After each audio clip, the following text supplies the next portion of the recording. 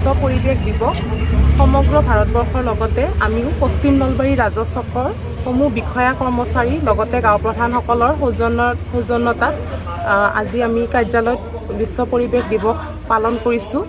ইয়াতে আমি ৰাতিপুৱাৰ ভাগত গছপুলি ৰোপণ কৰিছোঁ, আমি চাফাই অভিযান এটা লৈছোঁ।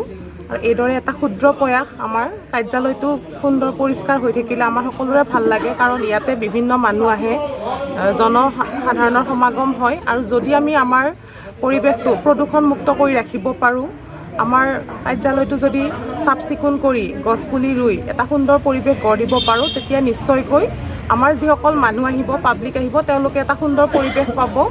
আৰু বিশ্ব পৰিৱেশ দিৱসৰ জৰিয়তে এইটো এটা সজাগতা হয়। এনেকুৱা অকল আজি বিশেষ দিনটোত বুলিয়েই নহয়, এনেকুৱা আমি কৰি থাকিব লাগে মাজে সময়ে আমাৰ পৰিৱেশটো প্ৰদূষণমুক্ত কৰিবলৈ।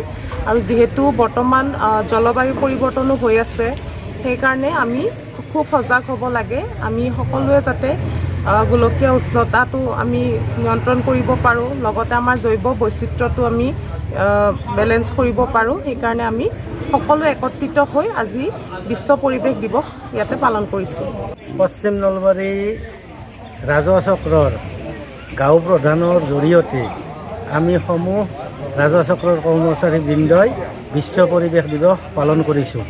ইয়াত আৰম্ভণিতে আমি গাছপুলি ৰোপণ কৰিছোঁ, নানান ধৰণৰ চাফ চিকুণ কৰিছোঁ। আৰু আমাৰ চক্ৰ বিষয়া মহোদয়া বাইদেউ লগত আছে, আমাৰ সাংবাদিক তথা গাঁও প্ৰধান অতুল ভূঞা আমাৰ লগত আছে।